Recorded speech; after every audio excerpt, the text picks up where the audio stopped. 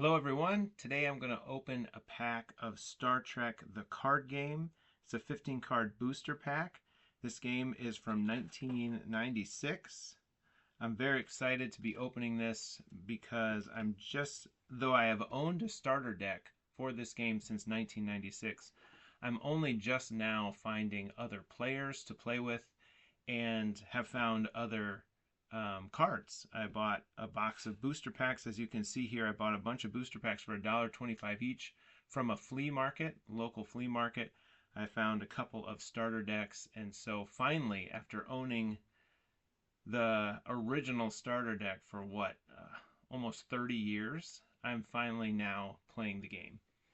So, very excited to be opening this today. So without any further ado, let's get into it.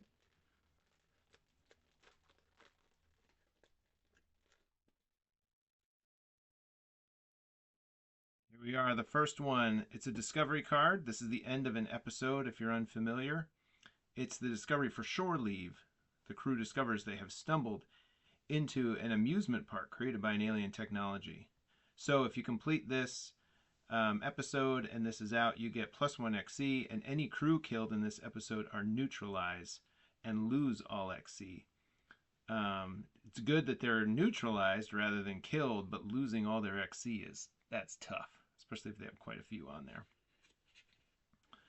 Another discovery, the menagerie. Aliens reveal they can use their illusion-based powers to enrich the life of a disabled man. Poor Captain Pike. If you complete this episode or an episode with this card, then you get +2 XC, and all telepathic challenges are +1 to all ratings and gain mind control action. So I like this. As an opposing player, you can use this to your advantage. If you're playing challenge cards that have the telepathic ability, am I reading that right? +2 XC, all telepathic challenges are +1 to all ratings and gain mind control. Yeah. So if you play this on your opponent's turn, if they play the default discovery card, then you have the option to play this one. Yes, you are giving them the potential of getting +2 XC, but if you are backing it up with telepathic challenges, then they are all getting a boost. And so hopefully you can force them to abandon the episode and not get that +2 XC. So I like cards like this. Kind of a yin and a yang to this card. Another discovery card, Galileo 7, great episode. A leader momentarily abandons cold logic and makes an emotional decision, which results in the crew's rescue. I'll give you one guess as to which leader that was that had to abandon his cold logic. +1 XC or +2 XC if a Vulcan is present in the landing party.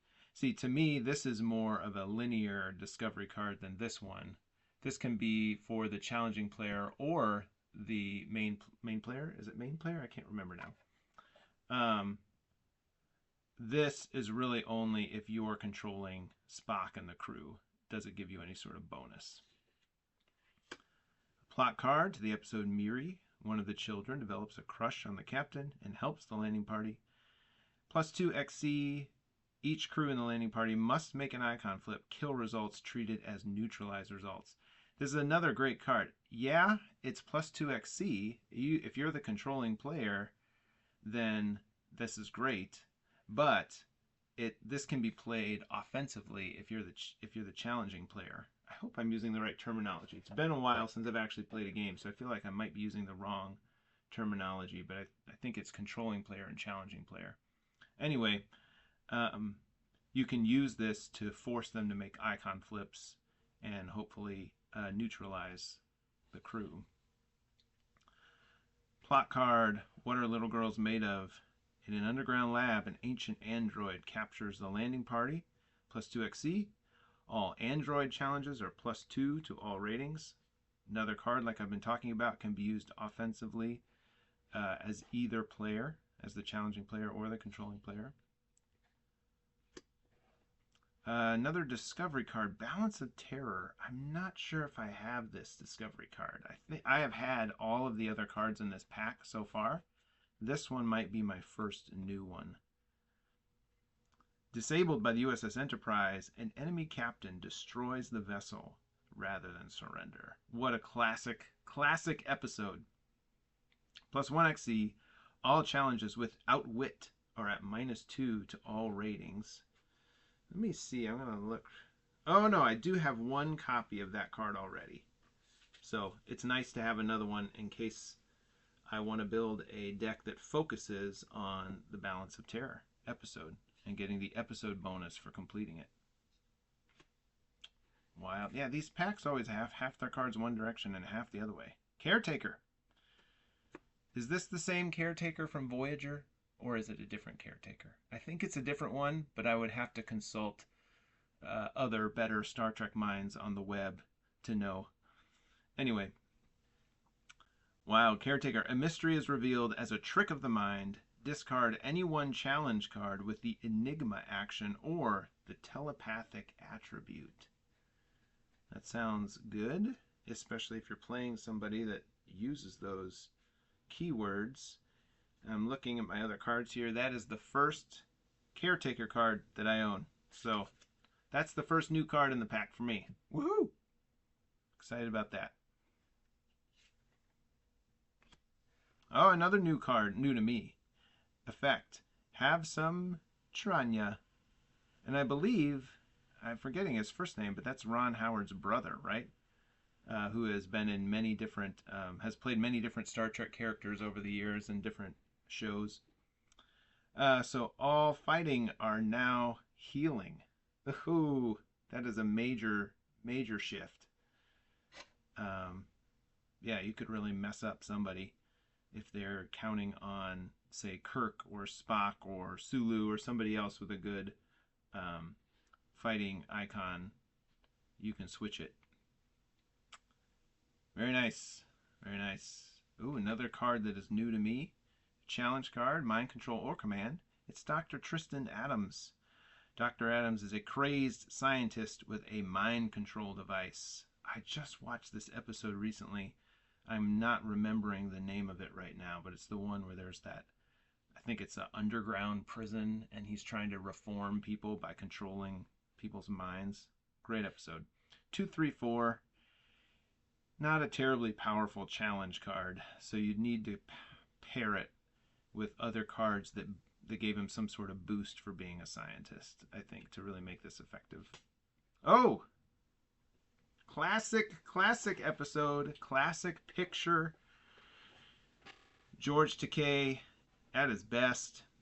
Plot card for the Naked Time, and this plot card would bring in the Enterprise into the episode.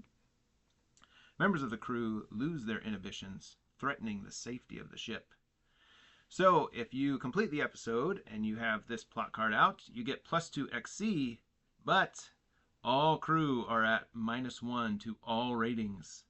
They've all got a little bit of a disease, don't they? And I believe that's my first... I'm checking my other cards here. My first plot card from the Naked Time. Yes, I have only the mission and discovery, and now I've got a plot card. The Psi 2000 virus affecting Sulu there. Nice. Excellent. A crew card. First crew of the pack. Another card that's new to me. Yeoman Martha Landon. She's a 2/3/2, so not terribly powerful. Let's see if she's got something else here. Young Love. If Landon is in the landing party, all members of your complement in the landing party are at +2 humanity rating versus tempt actions. All right. I like it. I play a lot of Magic, and in Magic there's a thing called sideboarding. I assume many of you have played Magic and know that sideboarding what it is, but just in case you're a gamer who's never played Magic, in sideboarding you've got your deck, which is 60 cards in most formats, and then you have your sideboard, which in most formats is 15 cards. And after the first game, if you're playing the same opponent, you're allowed to swap cards out of the sideboard and stick them into your deck. So you see that your opponent is playing zombies, and you have a great card in your sideboard. that fights zombies, then you could stick that in and pull out a less effective card. To me, Yeoman Martha Landon feels like a sideboard card in that sense. Like, I don't know if she's a main deck card, but if you're playing somebody in like a best of 3 match and you discover, oh, they're playing a lot of tempt actions, then I would bring her in. Because otherwise, she's just not that strong. A 2/3/2, you can find better Yeoman. But again, she boosts the humanity rating, so I'm not sure which decks run a lot of tempt actions. I haven't played enough of them yet. But if there's ever sideboarding in this game, this feels like a sideboard card to me. Because it's a little too specific for the main deck, in my view. At least with my limited understanding of the game so far. I've played a handful of games against friends. I've watched a handful of videos. So I'm very much still learning this game. Oh, Lieutenant Uhura. I think this might be my second copy of Lieutenant Uhura. I'll check real quick. I'm excited to have more. If it is my second copy or if it's my first, I'm just glad to have one. No, this is my first Uhura. I recognize the picture probably from looking online, so I thought maybe I had one already, but I don't. So she's a 3/6/4, so obviously you can see right there, I mean, a much stronger, like I was just saying, Yeoman Landon's a 2/3/2, Uhura's a 3/6/4. She's Communications Officer, which I would need to look up the rules, but that means something when she's in play. She'll have an ability. Sulu, for instance, has Helm. Others are like medical officers, etc.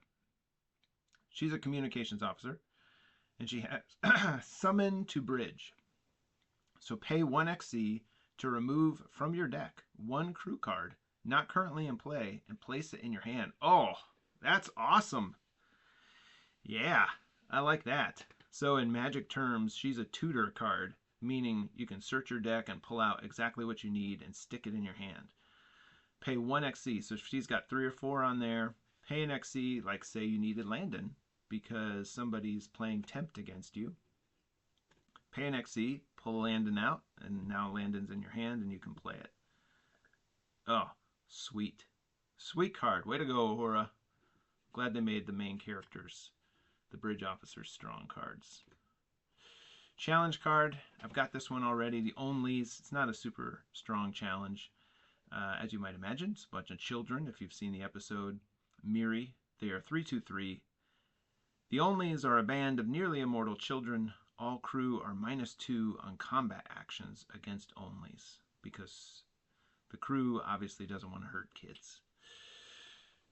So not super strong, but maybe if you can combine this with other